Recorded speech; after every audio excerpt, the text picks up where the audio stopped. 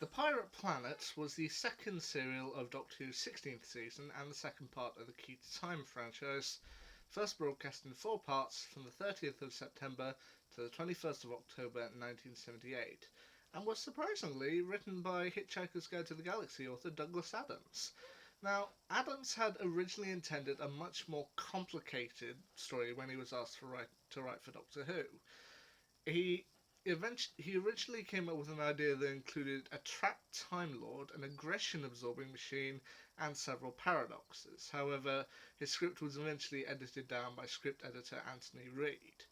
Now, I was a little surprised to find out Douglas Adams actually did more work for Doctor Who. I mean, I know he did because he ultimately wrote a story which was unproduced at the BBC due to strikes at the time, called Sharda, which I got the book of it for my 16th birthday, and it's an interesting read. You should definitely check out Sharda if you get the chance. I know it came out recently animated on DVD not too long ago, but yeah, definitely check it out.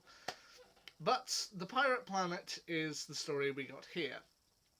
And once again, I think it's pretty good. I mean, as I said, I felt with Douglas Adams it was going to be confusing, and after the first episode, it certainly seemed that way. But once it kind of got going, I began to understand it fairly quickly.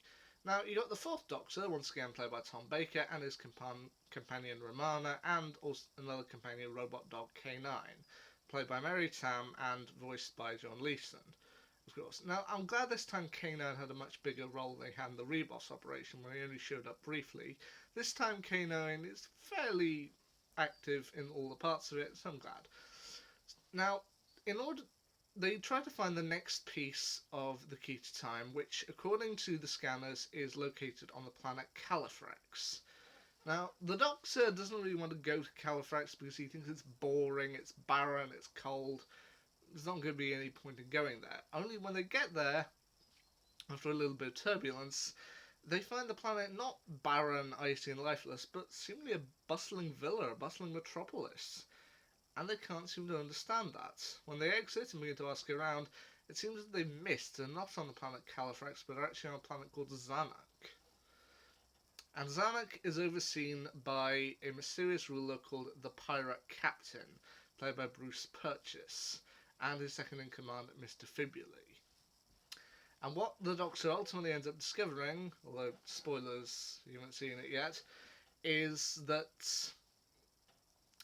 Zanuck is actually a dead planet, and it's able to have abilities similar to the TARDIS, able to travel through space.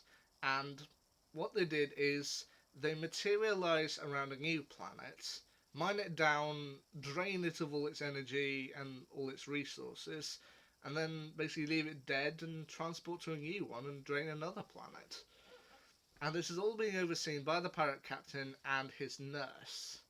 His nurse is played by Rosalind Lloyd. And what is ultimately revealed is that his nurse is actually a former queen of Zanuck called Xansia.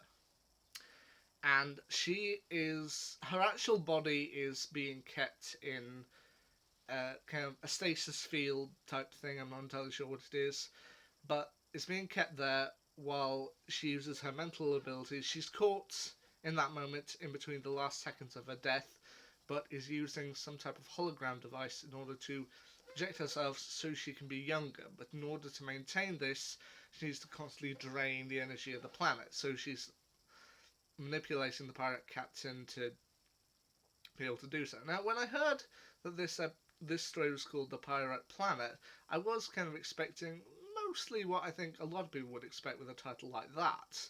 I was expecting kind of an ocean planet and maybe the TARDIS lands aboard a massive pirate ship and space pirates and like, but this is actually a pretty good setup for it.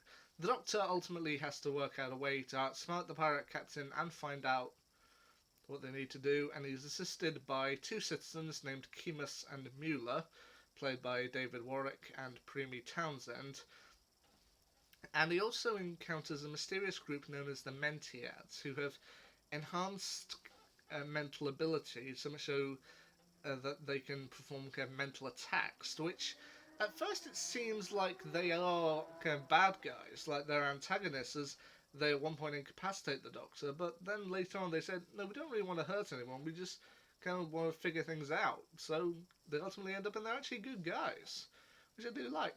There are lots of things to like in this particular story. I mean, as I said, the original one was quite complicated, but they managed to get in some good stuff. I mean, there's even a reference to Isaac Newton, which I'm glad to see because I went to a high school where we had houses, and one of the houses was named after Isaac Newton. So I remember saying at one point on a Doctor Who forum that I'd love for the Doctor to meet Isaac Newton at some point, and somebody pointed out, oh, he already has, as they pointed to this particular story where he referenced it. Yeah, he and Romana are a flying car. It's like, who's this Newton guy?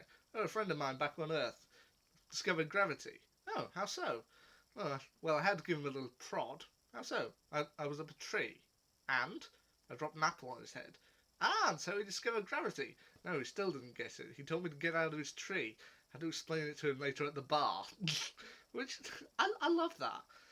They also did supposedly have to alter the story a little bit because, as you can see throughout the story, Tom Baker seemingly has an injury on his face, kind of just below his mouth, which was supposedly because he was teasing a dog by holding a piece of food in his mouth and the dog bit him. Which, yeah, I bet he never did that again. But they managed to brush it off by having it at the start of the story that seemingly bangs his head or injured himself on part of the TARDIS console. To which I saw the injury on his face fairly early on and thought, yeah, that seems about right. That he would have an injury there. And there were only two things that I may call a little bit into question. I mean, the first thing is that I felt Xanthia's defeat in the end. Like, when they finally do manage to defeat the pirate captain and Xanthia,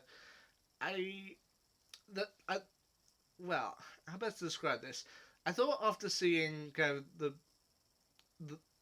the Doctor and Romana managing to use the TARDIS to kind of stop them, that they're just going to end the story here, and then we're not going to see them really do any defeat. But they do come back for it. But then I thought Xanthia, she was just kind of there. She was saying her big moments of "you won't get away with this," and then she just kind of disappears. I mean, I feel they could have thrown in a no or curses and just something to give her a parting line, where she just seems like she just disappears and then that's the end of it. The other thing I might call into question is there's a part in part 4 where K9 and the Mentiads are trying to get through the door and K9 is low on power. So oh dear, my poor friend, this K9's battery is running low. And they says, well, it's lucky there's a power point here. And I was like, really?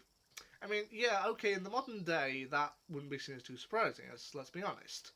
These days, we're only ever about 500 feet from charging, from a power point.